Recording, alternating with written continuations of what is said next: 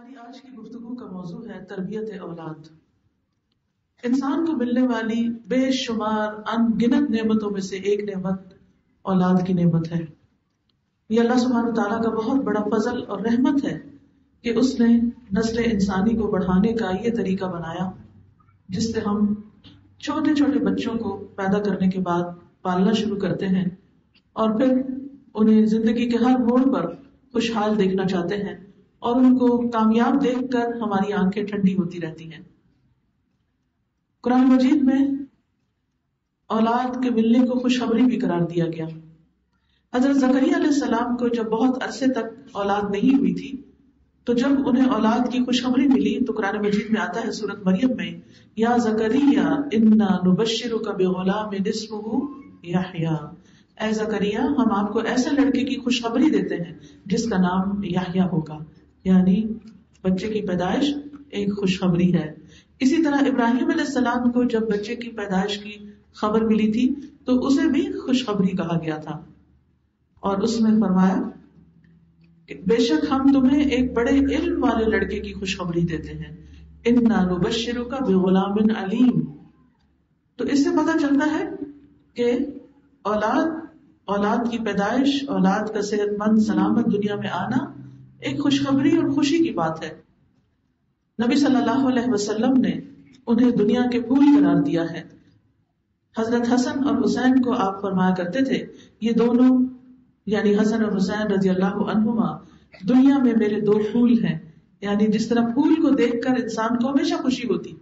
آپ کسی بھی رنگ، کسی بھی سائز، کسی بھی طرح، کسی بھی شکل کا پھول دیکھتے ہیں تو آپ کو خوشی محسوس ہوتی ہے، آپ کے دل کے اندر لطیف جذبات پیدا ہوتے ہیں۔ اسی طرح اولاد کو دیکھ کر، اولاد کے جس بھی طرح ہو اسے دیکھ کر انسان کے اندر ایک خصوصاً ماں کے اندر ایک ممتا جاگتی ہے اور ایک خوشی سی محسوس ہوتی ہے۔ آنکھوں کی ٹھنڈک بھی ہے اولاد اگر خاص طور پر وہ کامیاب زندگی بسر کرے، نیکی میں آگے بڑھے۔ اسی لیے یہ دعا سکھائی گئی، ربنا ہب لنا من ازواجنا وذریاتنا قرۃ اعین واجعلنا للمتقین اماما، کہ اے ہمارے رب ہمیں ہمارے ازواج اور اولاد سے آنکھوں کی ٹھنڈک عطا فرما اور ہمیں متقین کا امام بنا۔ نبی صلی اللہ علیہ وسلم نے اولاد کو انسان کی بہترین کمائی بھی قرار دیا ہے۔ آپ نے فرمایا، یقیناً تمہاری اولاد تمہاری بہترین کمائی ہے، بس اپنی اولاد کی کمائی میں سے کھاؤ۔ ایک اور حدیث سے پتہ چلتا ہے کہ اولاد جو کچھ کماتی ہے وہ صرف اولاد کا نہیں ہوتا، والدین کا بھی ہوتا ہے۔ دنیا کی خوشیوں کے علاوہ نیک اولاد والدین کے لیے مرنے کے بعد بھی صدقہ جاریہ بنتی ہے۔ رسول اللہ صلی اللہ علیہ وسلم نے فرمایا، جب انسان مر جاتا ہے تو 3 اعمال کے علاوہ اس کے تمام اعمال منقطع ہو جاتے ہیں، صدقہ جاریہ یا وہ علم جس سے نفع اٹھایا جائے یا نیک اولاد جو اس کے لیے دعا کرتی رہے۔ تو مرنے کے بعد بھی نیک اولاد کی دعائیں ماں باپ کو فائدہ دیتی ہیں۔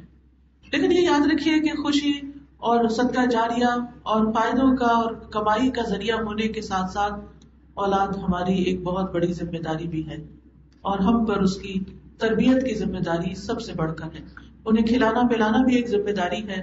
ان کی تعلیم، دنیاوی تعلیم و تربیت کا انتظام کرنا بھی، لیکن ان سب سے بڑھ کر انہیں اللہ کی عبادت کے قابل بنانا، اللہ کے اطاعت گزار بندے بنانا بھی بہت اہم ذمہ داری ہے۔ ابن عمر کہتے ہیں کہ نبی صلی اللہ علیہ وسلم نے فرمایا، اللہ تبارک و تعالی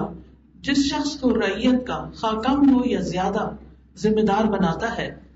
اللہ تعالیٰ اس سے اس کی رعایا کے بارے میں قیامت کے دن سوال بھی کرے گا کہ اس نے اپنی رعایا کے بارے میں، اپنے ماتحت جو بھی اس کے ہاتھ میں دیے گئے ان کے بارے میں اللہ تعالیٰ کے احکامات کو قائم کیا یا ضائع کیا۔ یعنی صرف یہ نہیں پوچھا جائے گا کہ ان کا دنیاوی اعتبار سے کتنا خیال رکھا، ان کے کھانے پینے، پہننے اوڑھنے یا ان کی دنیا کے کاموں کا، بلکہ یہ بھی پوچھا جائے گا کہ اللہ نے جو احکامات دیے تھے ان کے بارے میں یا ان سے متعلق تو ان کو قائم کیا یا ان کو ضائع کیا، یہاں تک کہ وہ اس کے اہل خانہ کے بارے میں، گھر والوں کے بارے میں بھی خاص طور پر پوچھے گا کہ ان کے بارے میں اللہ کے احکامات کو مد نظر رکھا یا نہیں رکھا۔ یعنی ہم سب سے یہ سوال ہونے والا ہے کہ ہم نے اپنے بچوں کی دینی تربیت کی یا نہیں کی، ان کو اللہ کا بندہ بنایا یا نہیں۔ اسی طرح والدین میں سے بھی، ماں اور باپ دونوں میں سے بھی زیادہ ذمہ داری اولاد کے معاملے میں عورت کی ہے، ماں کی ہے، کیونکہ بچہ ماں کے ساتھ زیادہ وقت گزارتا ہے۔ عبداللہ رضی اللہ عنہ سے روایت صحیح بخاری کی ہے کہ رسول اللہ صلی اللہ علیہ وسلم نے فرمایا تم میں سے ہر شخص نگران ہے اور اس سے اس کی رعایا کے بارے میں پوچھا جانے والا ہے. امام جو لوگوں پر نگران ہے اس سے ان کے بارے میں پوچھا جائے گا. آدمی اپنے گھر والوں پر نگران ہے اس سے ان کے بارے میں سوال کیا جائے گا. عورت اپنے شوہر کے گھر اور اس کے بچے کی نگران ہے, یعنی عورت کی ذمہ داری اس کا گھر ہے اور اس کے بچے ہیں, اس سے ان کے بارے میں سوال کیا جائے گا. اور سوال کیا ہوگا کہ وہاں پر دین کتنا تھا اور ان امانتوں کی حفاظت کتنی کی. تربیت اولاد کے سلسلے میں یہ یاد رہے, یعنی ایک خاندان اگر ہم اسلامی خاندان پروان چڑھانا چاہتے ہیں یا اللہ سبحانہ وتعالیٰ کے سامنے سرخرو ہونا چاہتے ہیں تو پھر اس کے لیے انسان کو ایک پلاننگ کرنی پڑتی ہے, اس کے لیے سوچنا پڑتا ہے. تو آئیے دیکھتے ہیں کہ کیا چیزیں ہمارے مد نظر ہونی چاہیے تاکہ ہم اپنی اس ذمہ داری کو صحیح طور پر ادا کر سکیں. سب سے پہلی بات تو یہ ہے کہ آئندہ نسلوں کی تعلیم و تربیت اور خصوصاً دینی تعلیم و تربیت کے لیے جو شادی کی بنیاد ہے وہ درست ہونی چاہیے, کیونکہ جب ایک رشتہ کرتے وقت ہم دین کو بنیاد بناتے ہیں تو پھر آئندہ ایک گھرانے کو دین کی بنیادوں پر اٹھانا آسان ہو جاتا ہے. اس کے لیے حضرت عائشہ سے روایت ہے نبی صلی اللہ علیہ وسلم نے فرمایا اپنے نطفوں کے لیے انتخاب کرو, یعنی اچھی عورتوں کا انتخاب کرو.